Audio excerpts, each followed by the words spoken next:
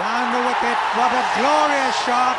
And it's एक ऐसा match जब पाकिस्तान के खूंखार गेंदबाजों ने सौरव गांगुली को गाली दे दी और यहाँ तक कि उन्होंने गांगुली को मैच के दौरान मारने की भी कोशिश की, लेकिन फिर भारतीय बब्बर शेर सौरव गांगुली ने ऐसे गगनचुंबी छक्के लगाए कि जिसे देखकर पाकिस्तानी गेंदबाज मैदान पर ही ढेर हो गए और इन छक्कों को याद कर आज भी पाकिस्तानी गेंदबाज सिहर उठते हैं। इस मैच में एक वक्त ऐसा भी आ गया था जब पाकिस्तानी गेंदबाजों ने गांगुली का विकेट लेने के लिए जान की बाजी लगा दी थी। नौबत यहाँ तक आ गई थी कि किसी तरह सबसे बेईमान अंपायर स्टीव बकनर की मदद लेकर भी क्यों ना सही गांगुली का विकेट तो निकाला जाए। लेकिन इस मैच में जो हुआ उसे देखकर आप देशभक्ति के जज्बे से सराबोर हो जाएंगे, इसलिए इस वीडियो को पूरा जरूर देखना। ये 1997 में शारजा की धरती पर खेला गया वही मैच था जब नवजोत सिंह सिद्धू और दादा ने मिलकर पाकिस्तानी गेंदबाजों की रेल बना डाली थी। इस मैच में एक तरफ जहां पाकिस्तान के पास वसीम अकरम नामक स्विंग का सुल्तान था, तो वहीं दूसरी तरफ भारत के पास भी सचिन के रूप में क्रिकेट का भगवान था।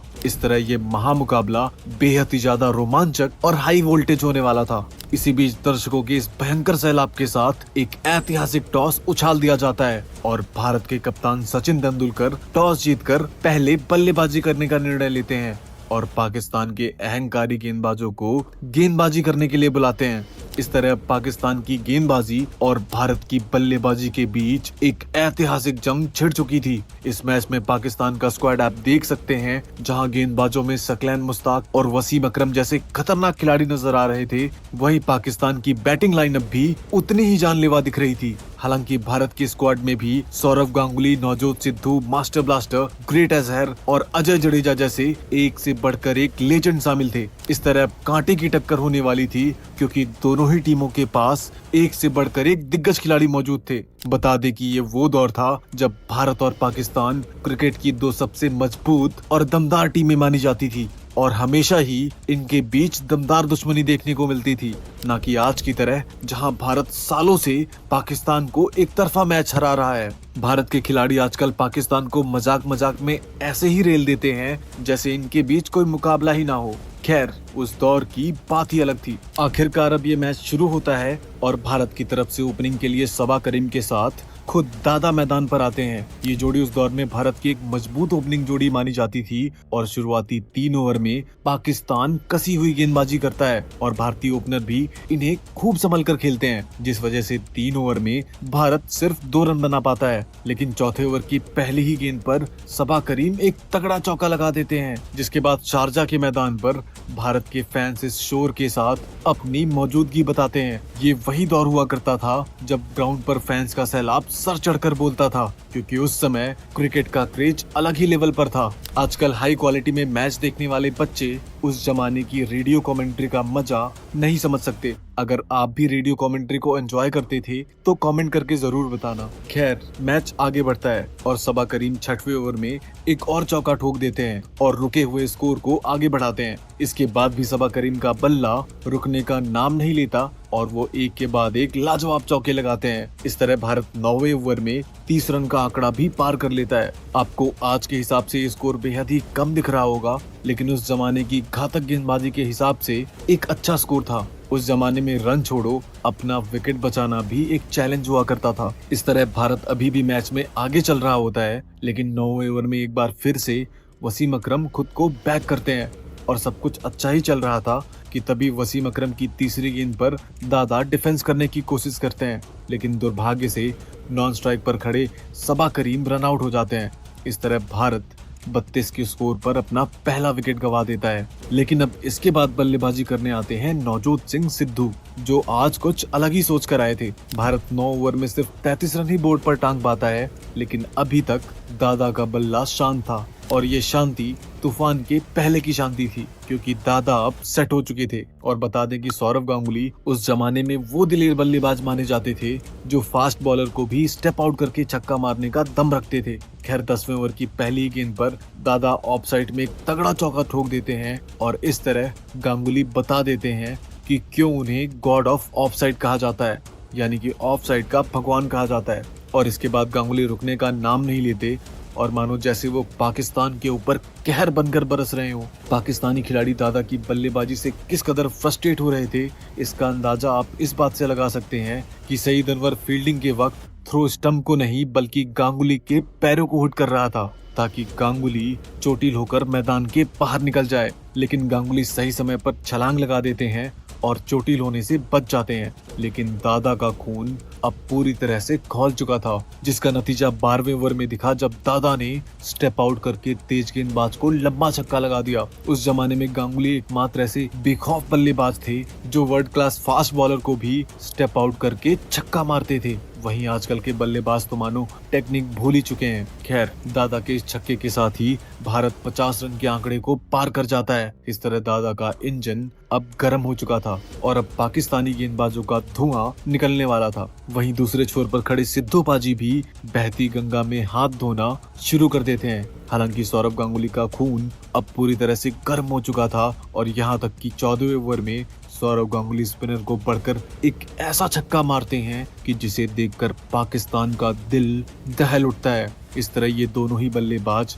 गेंदबाजों की खाल उधेड़ने में लग जाते हैं। अब 20 ओवर का खेल खत्म हो चुका था और भारत 90 रन स्कोर बोर्ड पर टांग देता है। लेकिन दादा का असली तांडव तो अब शुरू होने वाला था। दरअसल 23वें ओवर की दूसरी बॉल पर सिद्धू पाजी एक ड्राइव लगाते हैं और सिंगल के लिए दौड़ पड़ते हैं। लेकिन जैसे ही वो क्रीज के पास पहुंचते हैं, स्टीव बकनर उनके सामने आ जाता है और इस तरह वो एक दूसरे से बुरी तरह भिड़ जाते हैं। स्टीव बकनर को तो कुछ नहीं होता, लेकिन नवजोत सिंह सिद्धू चोट का शिकार बन जाते हैं, जिसके बाद पाकिस्तान के प्लेयर्स खेल भावना दिखाते हुए उनके पास जाते हैं। और बता दें कि उस समय भले ही भारत और पाकिस्तान के बीच जंग की एक दीवार होती थी, लेकिन मैदान पर दोनों ही देश के खिलाड़ी एक दूसरे की इज्जत करते थे और यही वजह है कि उस समय क्रिकेट एक प्योर इमोशन होता था। खैर, नवजोत सिंह सिद्धू थोड़ी देर बाद फिर से उठ खड़े होते हैं और पाकिस्तान की धुलाई फिर से शुरू कर देते हैं। इस तरह भारत 23वें ओवर में 100 रन के आंकड़े को भी पार कर देता है। वहीं चोटिल होने के बाद सिद्धू पाजी मानो अलग ही फॉर्म में आ गए हो।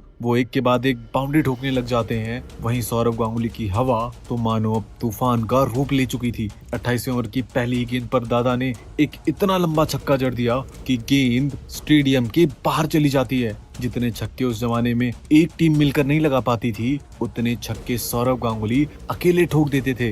वहीं इस गगनचुंबी छक्के के साथ दादा अपनी 50 भी पूरी कर लेते हैं। वहीं सिद्धू पाजी भी सिंगल के साथ अपनी 50 पूरी करते हैं। आज भारत के ये दोनों ही शेर पाकिस्तानी गेंदबाजों को दौड़ा दौड़ा कर मार रहे थे और जहां एक तरफ गांगुली के छक्के गेंद को दर्शक दीर्घा में भेज रहे थे, तो वहीं सिद्धू पाजी के तेज तर्रार चौके फील्डर्स को चूहों की तरह दौड़ा रहे थे। इन दोनों की ताबड़तोड़ साझेदारी के चलते भारत 30 ओवर में 143 रन स्कोर बोर्ड पर टांग देता है, जो उस जमाने के हिसाब से अच्छा खासा स्कोर हुआ करता था। वहीं भारत ने अभी तक सिर्फ एक ही विकेट गंवाया था, लेकिन तभी 31वें ओवर की पहली ही गेंद पर खराब तालमेल के चलते सिद्धू पाजी रन आउट हो जाते हैं। इस तरह 143 के स्कोर पर भारत अपना दूसरा विकेट गंवा देता है। हालांकि सिद्धू पाजी ने सही समय पर आकर तेज तर्रार 54 रन भारत के लिए जोड़ दिए थे। अब इसके बाद बल्लेबाजी करने आते हैं रॉबिन सिंह, जो आते ही पहली गेंद पर कैच उठा बैठते हैं और बिना रन बनाए अपना विकेट गंवा देते हैं। इस तरह भारत 2 गेंदों में बैक टू बैक 2 विकेट गंवा देता है और यहाँ से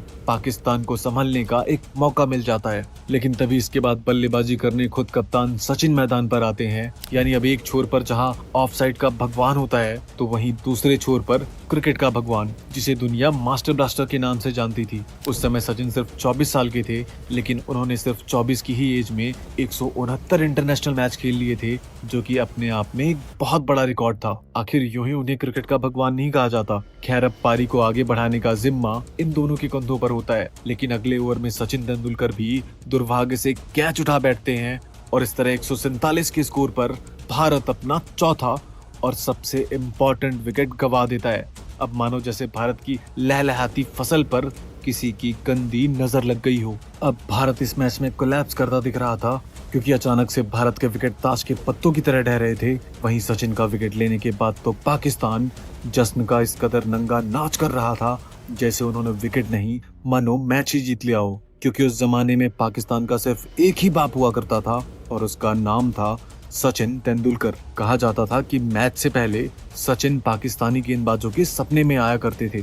खैर, सचिन का विकेट गिरने के बाद मैदान पर आते हैं मोहम्मद अजहरुद्दीन, जो अपनी स्टाइलिश बैटिंग के लिए पूरी दुनिया में शुमार थे। उस जमाने में उनके जैसा दिग्गज क्रिकेटर शायद ही कोई था। अब अजहरुद्दीन और सौरव गांगुली पारी को तेजी से आगे बढ़ाते हैं और अजहरुद्दीन जहां संभल कर स्कोर को आगे बढ़ा रहे थे, तो वहीं गांगुली बेखौफ अंदाज में चौके ठोक रहे थे। इन दोनों के बीच एक लंबी पार्टनरशिप बिल्ड होती है और इस तरह भारत 40 ओवर में 185 रन बना लेता है। जिस तरह से ये दोनों ही बल्लेबाज बैटिंग कर रहे थे, भारत यहाँ से 250 के पार स्कोर देख रहा था, जो कि उस दौर में एक विनिंग स्कोर हुआ करता था। वहीं सौरव गांगुली का एग्रेसिव अंदाज देखकर तो ऐसा लग रहा था कि अगर वो 50 ओवर तक टिक गए तो स्कोर 280 रनों को भी छू लेगा, क्योंकि गांगुली आज वर्ल्ड क्लास पाकिस्तानी बॉलर्स के साथ नेट बॉलर्स वाला बुरा सलूक कर रहे थे। दादा आज इतने लंबे लंबे छक्के लगा रहे थे कि स्टैंड में बैठे दर्शक भी गेंद को नहीं पकड़ पा रहे थे। 43वें ओवर में भारत 200 के आंकड़े को भी छू लेता है। वहीं दादा भी 90 रन के स्कोर तक पहुंच जाते हैं और ऐसा लग रहा था कि सौरव गांगुली अगले ही ओवर में अपनी ऐतिहासिक सेंचुरी पूरी कर लेंगे, लेकिन वसीम अकरम की एक रिवर्सिंग फुल टॉस पर दादा क्लीन बोल्ड हो जाते हैं और इस तरह 90 के स्कोर पर उनकी एक यादगार पारी का अंत हो जाता है और वो अपने शतक से चूक जाते हैं। हालांकि सौरव गांगुली के ये 90 रन कई शतकों के बराबर थे, जो उन्होंने मुश्किल वक्त में पाकिस्तान की खूंखार गेंदबाजों के सामने बनाए थे। इसके बाद मोहम्मद अजहरुद्दीन पारी को संभालते रहते हैं और स्कोर को आगे बढ़ाते हैं। वहीं लास्ट मोमेंट में अनिल कुंबले द्वारा सकलैन मुश्ताक को लगाया गया ये छक्का तो वाकई में देखने लायक था। इस तरह अजहरुद्दीन के महत्वपूर्ण 39 रन और अनिल कुंबले की शानदार छक्के की बदौलत भारत 50 ओवर में 239 रन बना लेता है और पाकिस्तान के सामने 240 रनों का एक तगड़ा टारगेट सेट करता है। इस स्कोर कार्ड में आप टीम इंडिया की बल्लेबाजी का आंकड़ा देख सकते हैं। वहीं पाकिस्तान के गेंदबाजों के आंकड़े को देखकर भी आप अंदाजा लगा सकते हैं कि दादा द्वारा धुलाई अच्छी खासी की गई थी।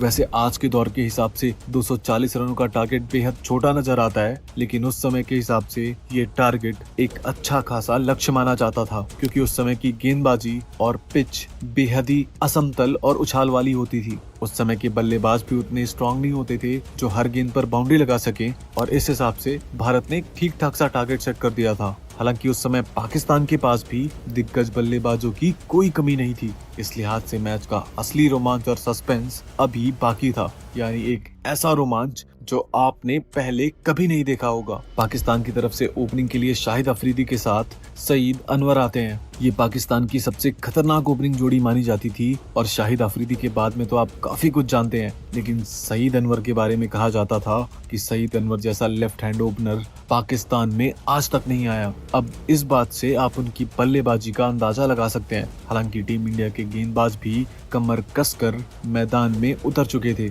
इस तरह पाकिस्तान की इनिंग की शुरुआत होती है, या यूं कहें कि असली मैच अब शुरू हो चुका था। शुरुआती 5 ओवर में पाकिस्तान 23 रन बना पाता है। हालांकि सईद अनवर का बल्ला खूब चलता दिख रहा था, जो भारत के लिए एक मुसीबत का संकेत नजर आ रहा था। यहाँ तक कि 6वें ओवर की पहली ही गेंद पर सईद अनवर एक दमदार छक्का लगा देते हैं और अब ये दोनों ही बल्लेबाज भारत पर हावी होते दिख रहे थे, क्योंकि आते ही इन्होंने गेंदबाजों पर आतंक मचाना शुरू कर दिया था। लेकिन तभी 8वें ओवर में राजेश चौहान की एंट्री होती है और वो अपने ओवर की अंतिम गेंद पर शाहिद अफरीदी को कॉट एंड बोल्ड कर देते हैं। राजेश चौहान का ये कैच देखकर पूरा पाकिस्तान हैरत में पड़ जाता है कि आखिर कोई ऐसा कैच कैसे पकड़ सकता है। बता दें कि राजेश चौहान का ये कैच क्रिकेट हिस्ट्री का सबसे बेस्ट कैच था। अफरीदी के विकेट के बाद बल्लेबाजी के लिए एजाज अहमद आता है और इस समय पाकिस्तान का स्कोर 8 ओवर में 48 रन होता है। 9वें ओवर में पाकिस्तान 50 रन के आंकड़े को भी छू लेता है और इसके बाद इन दोनों के बीच एक बार फिर से साझेदारी बनने लगती है। लेकिन तभी अनिल कुंबले अपनी जादुई फिरकी से एजाज अहमद को फंसा लेते हैं और फाइनली 79 के स्कोर पर भारत को अपनी दूसरी सफलता मिल जाती है। इस वक्त तक मैच पूरी तरह से बैलेंस दिख रहा था और जहां एक विकेट मैच को भारत की तरफ मोड़ रहा था, तो वहीं एक साझेदारी मैच को पाकिस्तान की तरफ खींच रही थी। इसके बाद बल्लेबाजी के लिए अख्तर सरफराज को भेजा जाता है, लेकिन कुछ देर तक हाथ पैर चलाने के बाद वो भी राजेश चौहान की फिरकी में फंस जाता है और अपना विकेट गंवा बैठता है। इस तरह 93 के स्कोर पर भारत को तीसरी सफलता मिलती है और इसके बाद बल्लेबाजी के लिए मंसूर अख्तर आता है। इस दौरान 21वें ओवर में सईद अनवर अपनी 50 पूरी कर लेता है। इस तरह पाकिस्तान का स्कोर 96 रन होता है और इसके बाद एक बार फिर से गेंद सौंप दी जाती है अनिल कुंबले को और इस बार भी वो टीम इंडिया को निराश नहीं करते और आते ही मंसूर अख्तर को घर का रास्ता दिखा देते हैं। इसी के साथ भारत को चौथा विकेट मिल जाता है और यहाँ से भारत इस मैच में पूरी तरह से आगे निकल चुका था। यहाँ से भारत का रास्ता आसान नजर आ रहा था और अब भारत की जीत के बीच सिर्फ और सिर्फ एक कांटा था और वो था सईद अनवर, जो कि अब सेट हो चुका था और जिसे आउट करना नामुमकिन सा लग रहा था। खैर, इसके बाद बल्लेबाजी करने आए इंजमाम उल हक और सईद अनवर के बीच एक अच्छी पार्टनरशिप होती है। लगभग 30 ओवर में पाकिस्तान 140 रन स्कोर बोर्ड पर टांग देता है और अब पाकिस्तान को जीत के लिए 20 ओवर में सिर्फ 100 रन चाहिए थे और भारत को ये मैच जीतने के लिए चाहिए था सईद अनवर का विकेट, जो कि भारत और जीत के बीच कबाब में हड्डी साबित हो रहा था। हालांकि 32वें ओवर में दादा अपनी फिरके में इंजमाम को फंसा लेते हैं और भारत को एक सही समय पर ब्रेक थ्रू दिलाते हैं। दादा ने न सिर्फ बल्लेबाजी से बल्कि गेंदबाजी से भी भारत को जिताने के लिए एड़ी चोटी का जोर लगा दिया था। अब पाकिस्तान की आधी टीम पवेलियन जा चुकी थी, लेकिन सईद अनवर अभी भी क्रीज पर पैर जमाए खड़ा था। वो उस दिन मानो कसम खाकर आया हो कि कुछ भी हो जाए लेकिन भारतीय गेंदबाजों के हाथों आउट नहीं होना है। दरअसल अब ये मैच अलग ही मुहाने पर खड़ा हो चुका था। इस विकेट के बाद बल्लेबाजी की कमान संभालने मोइन खान आता है, जो सईद अनवर के साथ मिलकर साझेदारी को बनाने में लग जाता है। ये दोनों ही बल्लेबाज भारतीय गेंदबाजों पर हावी होते हुए दिख रहे थे और 38वें ओवर में पाकिस्तान 180 रनों के आंकड़े को छू लेता है और जीत की तरफ इस कदर आगे बढ़ता है जैसे कि एक शेर अपने शिकार की तरफ आगे बढ़ रहा हो। देखते ही देखते 41 ओवर में पाकिस्तान 200 रनों के आंकड़े को भी छू लेता है और अब पाकिस्तान को जीत के लिए 9 ओवर में 40 रन चाहिए थे और अब ये दोनों ही बल्लेबाज क्रीज पर पूरी तरह से सेट हो चुके थे। वहीं सईद अनवर तो क्रीज पर हाथी की तरह पैर जमा चुका था। देखते ही देखते 44वें ओवर में सईद अनवर अपनी सेंचुरी भी पूरी कर लेता है। अब यहाँ से भारत की जीत की उम्मीदें कहीं से भी नजर नहीं आ रही थी, क्योंकि पाकिस्तान का स्कोर 220 रन तक पहुंच गया था और अब सिर्फ उसे जीत के लिए 20 रन चाहिए थे।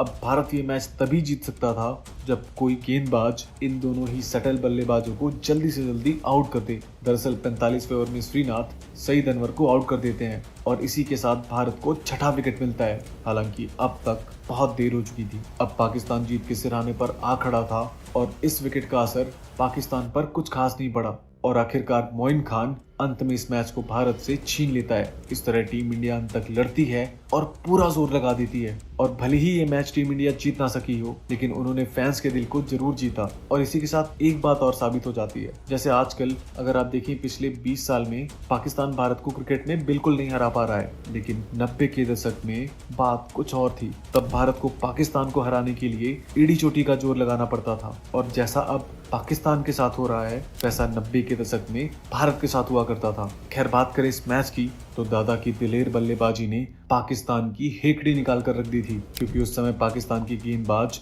दुनिया के सबसे खतरनाक गेंदबाज माने जाते थे, लेकिन सौरव गांगुली ने उनकी गेंदबाजी की धज्जियां उड़ा दी। और उस समय भारत के पास बल्लेबाजी तो तगड़ी हुआ करती थी, लेकिन तेज गेंदबाज भारत के पास उस लेवल के नहीं थे और यही वजह थी कि भारत इस मैच को आखिर में हार जाता है। खैर, कोई कुछ भी कहो, उस समय क्रिकेट और स्पेशली भारत बनाम पाकिस्तान का मैच एक प्योर इमोशन हुआ करता था। खिलाड़ी, क्राउड, कमेंट्री, एंटरटेनमेंट, इमोशन। आजकल के बच्चे उस समय की रेडियो कमेंट्री का इमोशन नहीं समझ सकते, जब लोग 8-8 घंटों तक रेडियो पर ही मैच का असली मजा लिया करते थे। वो दौर ही कुछ अलग था, जहां हर मैच आज की तरह सट्टा बाजार ना होकर एक त्योहार की तरह सेलिब्रेट किया जाता था। वैसे दोस्तों, आप इस मैच में दादा की बेखौफ 90 रनों की पारी के लिए 10 में से कितने नंबर देना चाहेंगे, हमें कमेंट करके जरूर बताएं। और अगर आपको वीडियो अच्छी लगी हो तो वीडियो को लाइक और शेयर करना बिल्कुल ना भूलें। और हाँ, चैनल को सब्सक्राइब भी जरूर कर लेना, क्योंकि आगे शानदार वीडियोस आने वाली हैं।